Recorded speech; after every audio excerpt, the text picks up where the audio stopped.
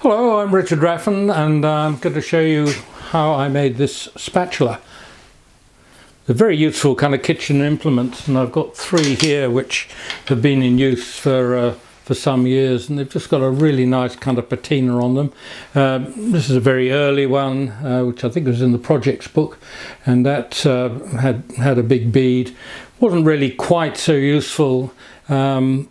With the bead, I find I much prefer the much slimmer ones, but people like beads because they're decorative, so I've left one on, the one I'm doing here. But these things just colour up beautifully with use.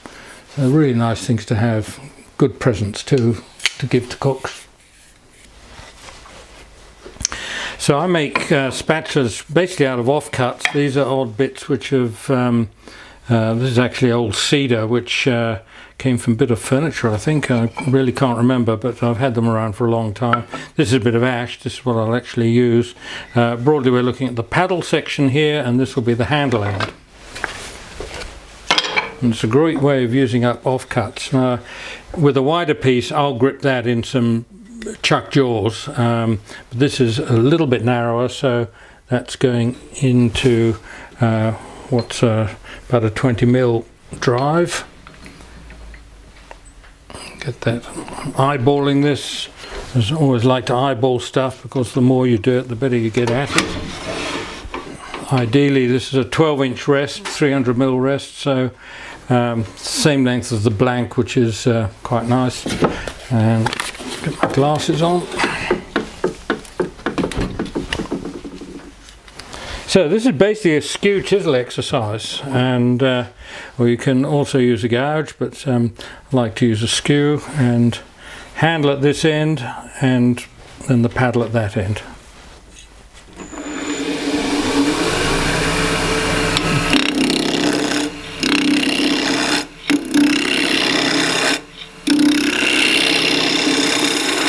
The first thing is just to get it round at the end.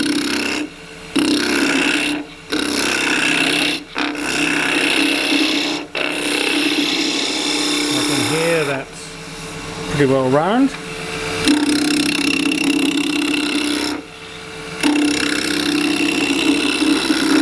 At this stage I'm starting to turn quite a bit of space, so I just want to get the two sides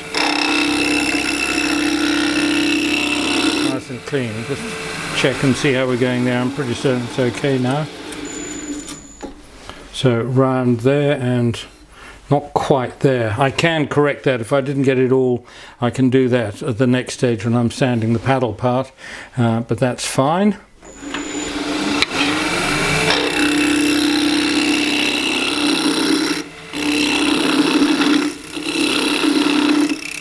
So now if I want to put a bead in,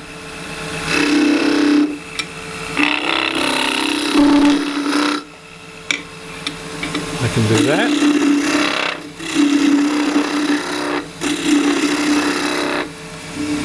Ooh. It still feels a bit flat and not very bead-like. I need to, before you start thinking of putting beads in, you need to get it turned true.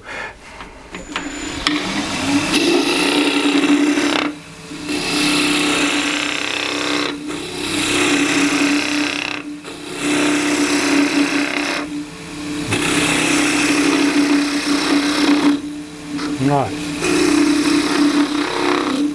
that's now turned true. I'm just going to take the rest of the paddle down.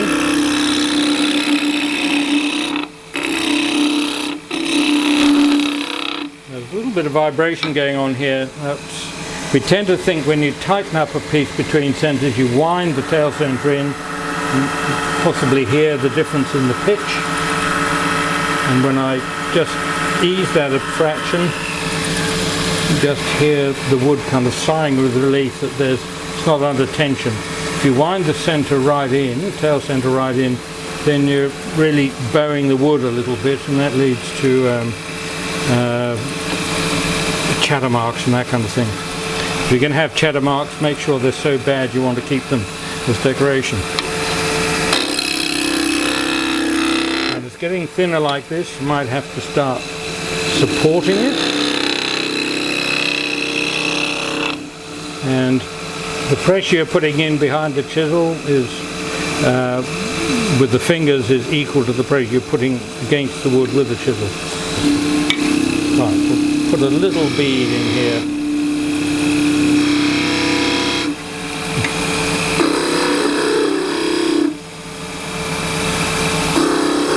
Just using the short corner, and now it's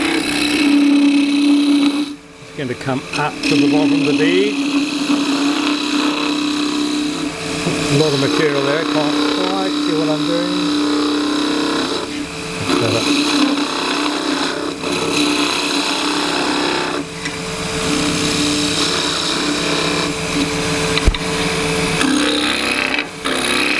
Now this is going to be sanded at the next stage.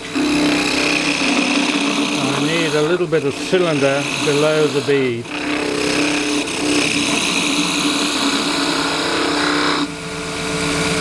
Feels all right.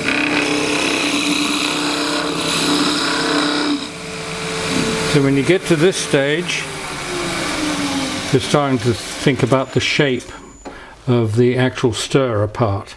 So that's with that flat section there, that shows pretty well what shape it's going to be. That can be thinned down a little bit.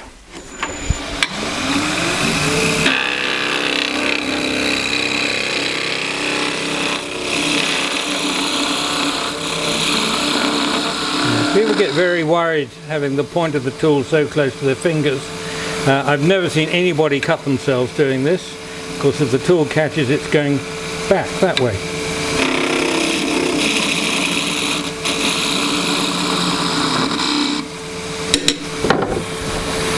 So it's going to move the rest up a little bit so there's stuff overlapping at the right end. It'll just make the start of the cut easier. Long point down to this bit, and the right hand is supporting the wood as I come down.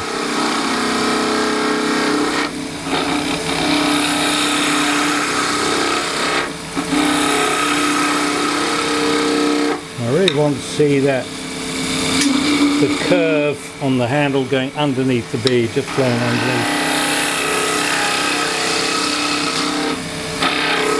More.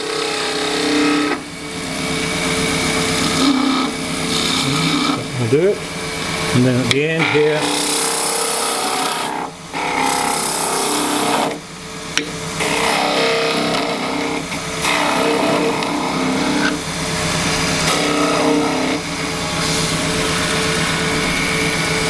probably slim that down a little bit.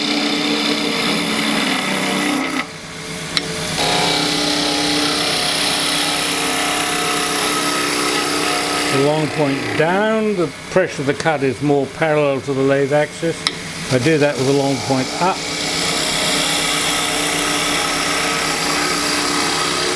The pressure is more towards the axis, so you're more likely to have chatter marks there.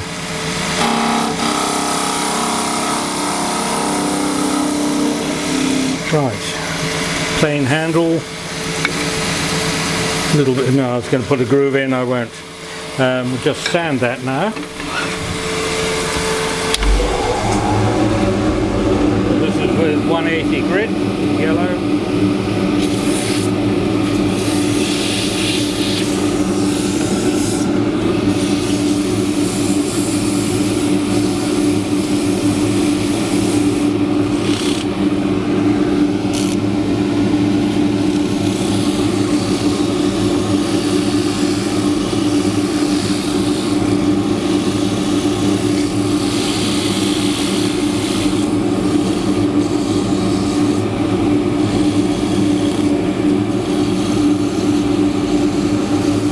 If you don't like the bead, it's very easy just to take it away at this stage. In this case, we'll leave it there.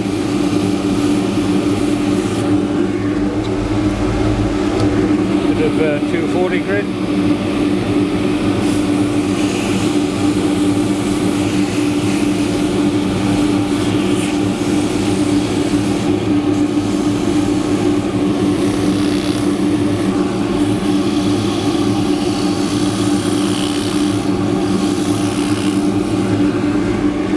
So that's the sanding done.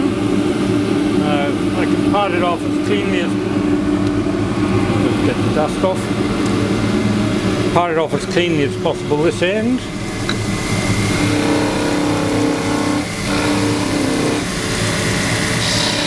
Now this is in a chuck. Whoa, a genuine article, proper catch. This is in a chuck and it's held at the other end. Then you can actually support the wood and turn right the way across with, usually without the catches that I've just had. Not done to make you all feel better out there. That's it. So that'll be hand sanded later. So this now goes to the bandsaw, so we'll just change the camera angles. So in this case, this is pretty well where we want it, and I just need to kind of match that cut down the other side. Now at this stage, if I want to, I can curve it, but I tend not to do that. I like them so you can use them either way up.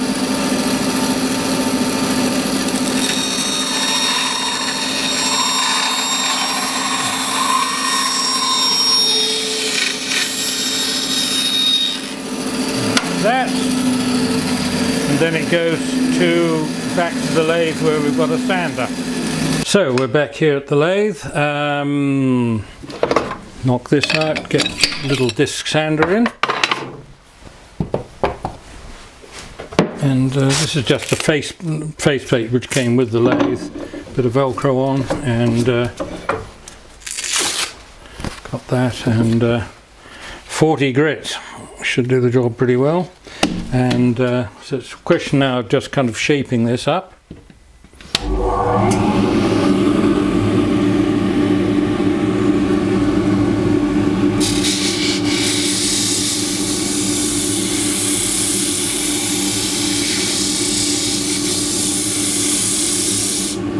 That's just bouncing around a little bit.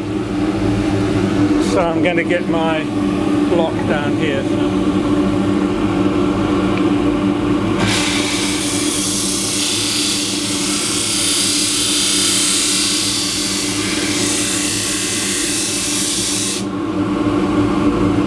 Just gets the worst of it off,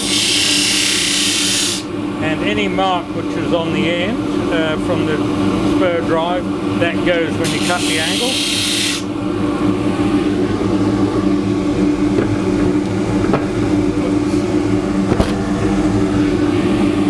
Right, a little bit more there.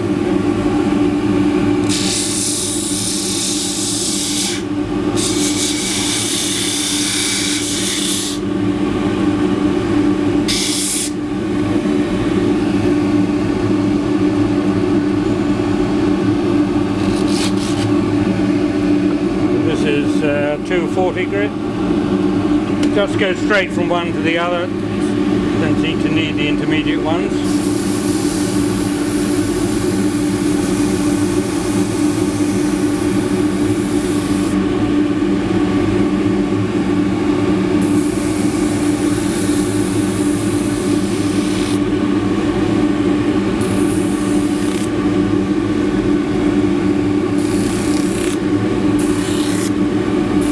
Sides.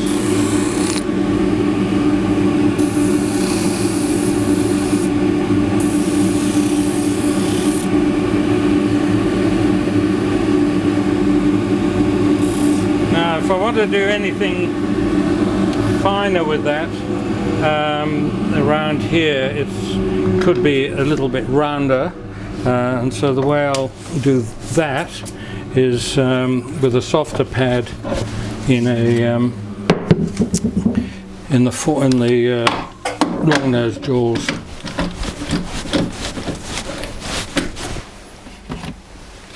So this is, I imagine, a fairly fine one.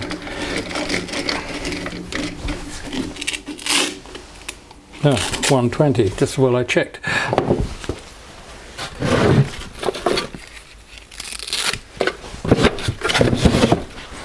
240 grit, and from here I can just kind of twirl this around and just work right up. the edge, and with a softer pad you can also round the edges, or the other way of doing it would just be by hand. That's it. And then that gets my usual treatment of boiled linseed, although if it's going straight into action you might just as well I seem to have a particularly messy rag at the moment, or messy way of doing it rather. So that's the ash, and that's another one into action. I should have sanded the end, but it looks clean enough. So when these things are going into action, into use fairly quickly, I don't mind if there's the odd sign of a tool mark on the end. Doesn't look too bad. It's cleanly cut, just a couple of little ridges. Right, and that's another spatula.